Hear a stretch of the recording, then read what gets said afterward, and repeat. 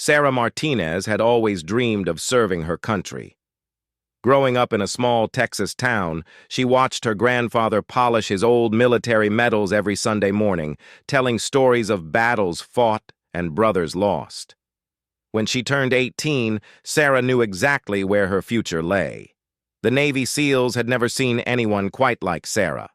Standing barely 5 feet tall, with a prosthetic left leg from a childhood accident, she seemed an unlikely candidate for one of the most elite military units in the world. But Sarah had something that couldn't be measured in height or physical perfection, an unbreakable spirit and determination that impressed even the toughest instructors. Her journey to becoming a SEAL was filled with obstacles that would have crushed most people. During basic training, other recruits whispered behind her back, wondering how someone with a disability could possibly make it through the grueling program. Sarah heard every word, but she used their doubt as fuel to push harder, run faster, and prove that courage comes in many forms. The defining moment of Sarah's military career came during a classified mission in Afghanistan. Her unit was tasked with rescuing 3 American hostages held in a heavily fortified compound. Intelligence suggested the operation would be straightforward, but everything went wrong from the moment they touched down. Enemy fire erupted from multiple positions as Sarah's team approached the target building. In the chaos, her squad leader was hit, and 2 other team members were pinned down by sniper fire. Sarah found herself in an impossible situation: abandon the mission and save her team, or risk everything to complete the rescue. Without hesitation, Sarah made a choice that would define her legacy. Despite her prosthetic leg making movement difficult across the rocky terrain, she crawled through enemy fire for over 200 yards. Bullets whistled past her head as she dragged her wounded squad leader to safety behind a concrete barrier. But Sarah wasn't finished. The hostages were still trapped inside the compound, and time was running out. Radio chatter indicated that enemy reinforcements were approaching fast. In a decision that amazed her teammates, Sarah volunteered to go in alone while the others provided cover fire. Moving through the building room by room, Sarah systematically neutralized multiple armed guards. Her training kicked in as muscle memory guided her movements. Each door she opened could have been her last, but she pressed forward with methodical precision. In the basement of the compound, she found the 3 American civilians, 2 journalists, and an aid worker, chained and barely conscious after days of captivity. They looked at this small woman in military gear with disbelief, unable to comprehend that their salvation had arrived in such an unexpected form. Getting the hostages out proved even more challenging than getting in. One journalist had a broken leg and couldn't walk. The aid worker was suffering from severe dehydration and kept losing consciousness. Sarah had to half-carry, half-drag each person to the extraction point, while enemy forces closed in from all sides. The helicopter pilot later said he had never seen anything like it. Sarah Martinez emerging from that compound with 3 rescued Americans, her uniform torn and bloody, her prosthetic leg damaged but still functional, moving with the determination of someone who refused to leave anyone behind. The successful mission saved 3 innocent lives and provided crucial intelligence that led to the capture of several high-value terrorist targets. Sarah's commanding officer immediately recommended her for the Silver Star, one of the military's highest honors for gallantry in action. Months later, at a ceremony attended by hundreds of military personnel and their families, Sarah stood proudly as the Silver Star was pinned to her chest. The citation read that her extraordinary heroism and selfless devotion to duty had exemplified the finest traditions of naval service. It was a moment she had dreamed of since childhood, official recognition that she belonged among America's finest warriors. The medal meant everything to Sarah, not because of its silver and bronze construction, but because of what it represented. It was proof that courage isn't determined by physical perfection, that heroism comes from the heart, and that anyone willing to sacrifice for others can make a difference in the world. For 2 years after receiving the Silver Star, Sarah continued her military service with distinction. She trained new recruits, participated in additional missions, and became a role model for disabled veterans across the country. Speaking engagements and interviews highlighted her story, inspiring countless young people to pursue their dreams regardless of physical limitations. But Sarah's proudest moments weren't the public appearances or media attention. They were the quiet conversations with struggling veterans who had lost limbs or suffered injuries that made them question their worth. To them, Sarah was living proof that life after military injury could still be meaningful and heroic. The Silver Star she wore represented not just her own bravery, but the courage of every veteran who had overcome adversity to serve something greater than themselves. It was a symbol of hope, determination, and the unbreakable spirit that defines America's military heroes. Little did Sarah know that this cherished medal, and the recognition it represented, would soon become the center of a controversy that would test her character once again. The same courage that earned her the Silver Star would be called upon in a very different kind of battle, one fought not on foreign soil, but in an American courtroom. Judge Robert Harrison had built his reputation on running one of the strictest courtrooms in the state.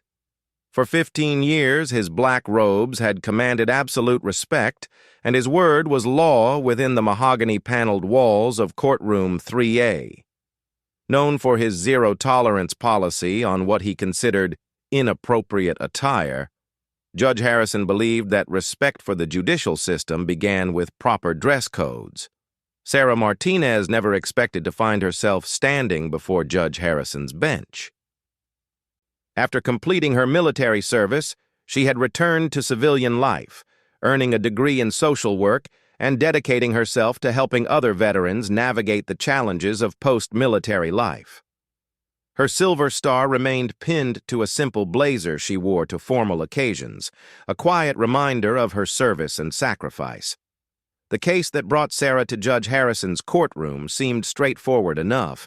She was testifying as a character witness for Marcus Thompson, a fellow veteran who had served under her command in Afghanistan. Marcus was facing charges related to a bar fight that had gotten out of hand, and Sarah believed the court needed to understand the context of his struggle with post-traumatic stress disorder. On that Tuesday morning in October, Sarah dressed carefully for court. She wore a conservative navy blue suit with her Silver Star prominently displayed above the left breast pocket, positioned exactly as military protocol dictated. The medal caught the fluorescent courtroom lights as she walked through the security checkpoint. Its ribbons and Silver Star a stark reminder of the battles she had fought overseas. Marcus's attorney had briefed Sarah on what to expect. She would be called to testify about Marcus's character, his military service, and the challenges many veterans faced when transitioning to civilian life.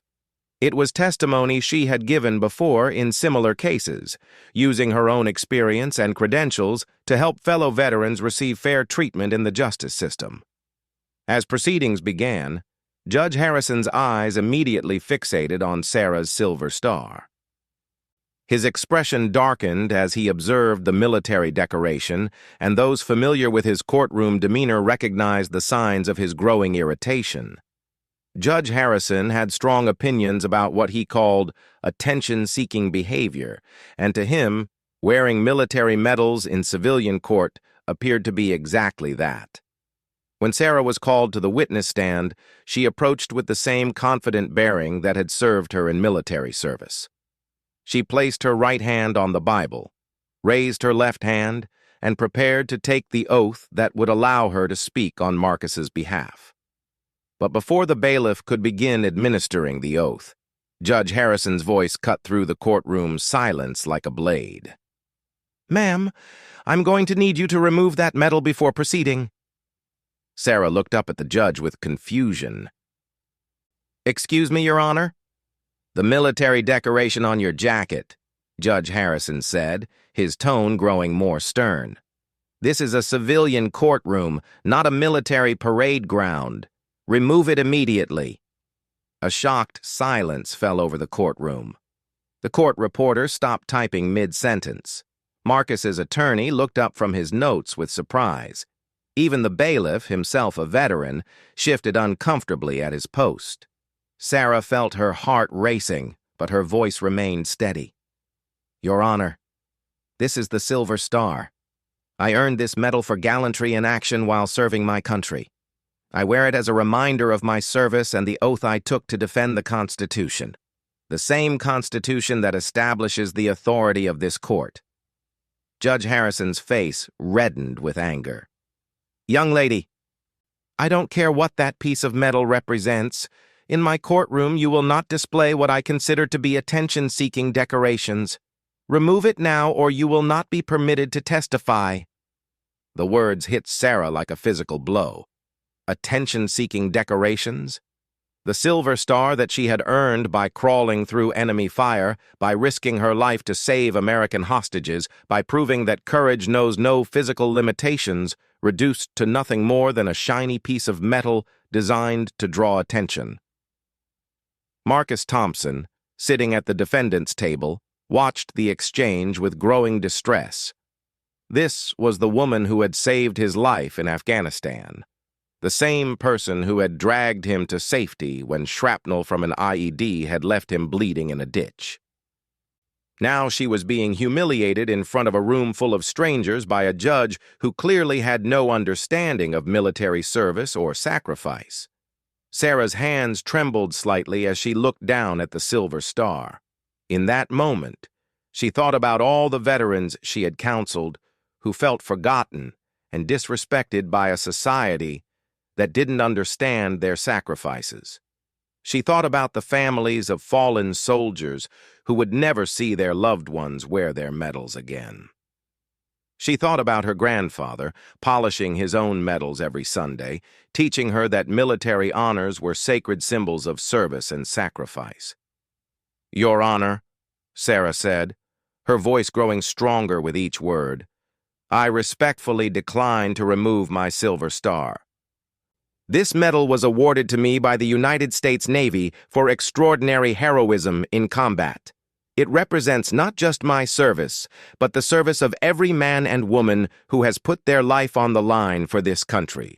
I will not dishonor their sacrifice by treating this decoration as if it were a piece of costume jewelry." The courtroom erupted in murmurs.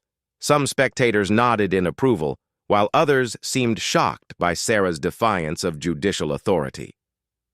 Judge Harrison's gavel came down hard on his bench, the sharp crack echoing through the room like a gunshot.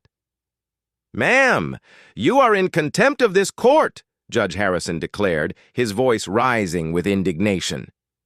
"I am ordering the bailiff to remove you from these proceedings immediately.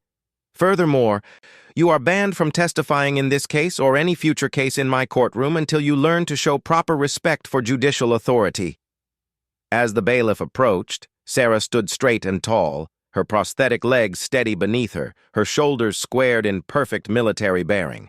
She looked directly at Judge Harrison, and in that moment, something shifted in her expression. The same steely determination that had carried her through enemy fire in Afghanistan now focused on the man behind the bench. "Your Honor," Sarah said, her voice carrying a quiet authority that commanded attention, "I have spent my life showing respect for legitimate authority and defending the principles this nation was founded upon. What happened here today was not an exercise in judicial authority. It was an abuse of power against a disabled veteran who earned the right to wear this medal through blood and sacrifice." With those words hanging in the air, Sarah turned and walked toward the courtroom exit, her head held high, her Silver Star gleaming under the fluorescent lights. Every eye in the room followed her progress, and many spectators rose to their feet in a spontaneous show of respect. Sarah Martinez walked out of Judge Harrison's courtroom with her dignity intact, but the humiliation burned deep in her chest. As she reached her car in the courthouse parking lot, she sat behind the steering wheel for several minutes, trying to process what had just happened. The Silver Star on her blazer felt heavier now, weighted with the memory of a judge who had called it an attention-seeking decoration. Unknown to Sarah, her confrontation with Judge Harrison had been witnessed by more than just the people in the courtroom that day. Among the spectators was Jennifer Walsh, an investigative journalist who had been covering Marcus Thompson's case for the local newspaper. Jennifer had served as an Army medic before transitioning to journalism, and she immediately recognized both the significance of Sarah's Silver Star and the inappropriateness of Judge Harrison's demand. Within hours of leaving the courtroom, Jennifer was on the phone with her editor, pitching a story that she knew would resonate far beyond their local readership. "This isn't just about one judge's bad behavior," Jennifer explained. "This is about how we treat our veterans, especially disabled veterans who have sacrificed everything for this country." The first article appeared in the Sunday edition of the paper, 3 days after the courtroom incident. Jennifer had done her homework, researching both Sarah's military record and Judge Harrison's history on the bench. What she discovered painted a troubling picture of a judge who had consistently shown bias against veterans, military families, and anyone he perceived as challenging his authority. The headline read, "Judge orders disabled Navy SEAL to remove Silver Star in courtroom confrontation." The article detailed Sarah's heroic service record, the circumstances under which she earned her Silver Star, and the exchange with Judge Harrison. But Jennifer didn't stop there. She had also uncovered a pattern of similar behavior from the judge. Over the past 5 years, Judge Harrison had held multiple veterans in contempt for wearing military insignia in his courtroom. He had once ordered a Gold Star mother to remove a pin commemorating her son, who died in Iraq. He had banned a Purple Heart recipient from testifying while wearing his medal. The pattern was clear and disturbing. The story exploded across social media within hours of publication. Veterans organizations shared it thousands of times. Active duty military personnel posted comments expressing outrage. Disabled veterans from across the country began sharing their own stories of discrimination and disrespect in various settings. Sarah's phone rang constantly for 3 days straight. News outlets from major television networks wanted interviews. Veterans advocacy groups offered their support. Fellow SEALs reached out to express their solidarity. But the call that surprised Sarah the most came from retired Admiral Patricia Stevens, who had overseen Sarah's Silver Star ceremony years earlier. "Sarah," Admiral Stevens said, "what happened to you in that courtroom was not just wrong. It was a violation of everything our military stands for. I want you to know that you have the full support of the Navy, and we're going to make sure this is addressed properly." True to her word, Admiral Stevens began making phone calls. The first went to the state's Judicial Ethics Commission, formally requesting an investigation into Judge Harrison's conduct. The second went to the American Legion, the largest veterans organization in the country, asking them to review their legal options for addressing what appeared to be systematic discrimination against veterans in Judge Harrison's courtroom. As the story gained national attention, more troubling details about Judge Harrison's behavior emerged. Court reporters came forward with stories of his inappropriate comments about military service. Attorneys shared examples of his bias against veteran defendants and witnesses. Former clerks described a pattern of behavior that suggested deep-seated prejudice against anyone with military connections. The pressure on the state judicial system became enormous. Protests organized by veterans groups drew thousands of people to the courthouse steps. Members of Congress began asking questions about judicial oversight and accountability. The governor's office received so many calls demanding action that they issued a public statement promising a thorough investigation. Judge Harrison initially tried to defend his actions.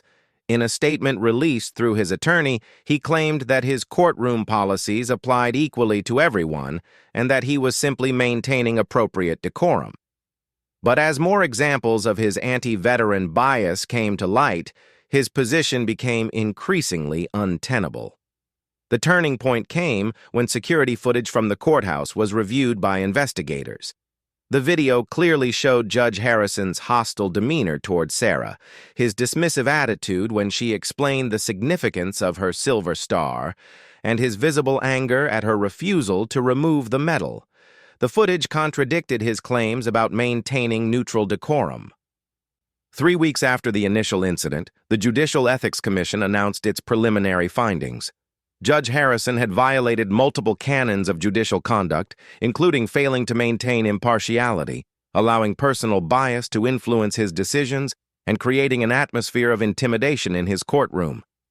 The commission recommended his immediate suspension pending a full disciplinary hearing. But the consequences didn't stop there. The state Supreme Court, responding to enormous public pressure and clear evidence of misconduct, took the extraordinary step of removing Judge Harrison from all pending cases and reassigning them to other judges. Legal experts called it one of the swiftest actions they had ever seen taken against a sitting judge. The final blow to Judge Harrison's career came when the state legislature, influenced by veterans' advocacy groups and public outrage, passed new legislation specifically protecting the rights of veterans to wear military honors and decorations in all state facilities, including courtrooms. The bill was nicknamed Sarah's Law in honor of the woman who had stood up to judicial bullying. 6 months after ordering Sarah to remove her Silver Star, Judge Harrison submitted his resignation from the bench. In a brief statement, he claimed he was stepping down for personal reasons, but everyone knew the truth. His career had been destroyed by his own prejudice and abuse of power. The Judicial Disciplinary Board's final report was damning. It found that Judge Harrison had systematically discriminated against veterans and military families, had abused his judicial authority to intimidate witnesses, and had brought discredit upon the entire judicial system. The report recommended that he never be allowed to serve in any judicial capacity again. For Sarah Martinez, the vindication was complete, but bittersweet. She had never wanted to become the center of a national controversy. She had simply wanted to testify on behalf of a fellow veteran. But in standing up for her right to wear the Silver Star she had earned, she had struck a blow for every veteran who had ever faced discrimination or disrespect. The day after Judge Harrison's resignation was announced, Sarah received a call from Marcus Thompson, the veteran she had originally come to court to support. His case had been heard by a different judge who showed appropriate respect for his military service and PTSD struggles. Marcus received probation and mandatory counseling instead of prison time. "Sarah," Marcus said, his voice choked with emotion, "you saved my life again. First in Afghanistan, and now here at home. I don't know how to thank you." Sarah's response was simple and characteristic of her humility. "That's what we do for each other, Marcus. We never leave anyone behind." The Silver Star still gleams on Sarah's blazer when she appears in courtrooms across the country, continuing her work as an advocate for veterans' rights. But now it represents something even more significant than her heroism in Afghanistan. It symbolizes the ongoing battle for dignity and respect that veterans fight every day on American soil. Judge Harrison's career was over, destroyed by his own prejudice and abuse of power. Sarah Martinez's legacy, meanwhile, was just beginning. She had proven once again that courage comes in many forms, and sometimes the most important battles are fought not with weapons, but with unwavering principles and the determination to do what is right, regardless of the personal cost.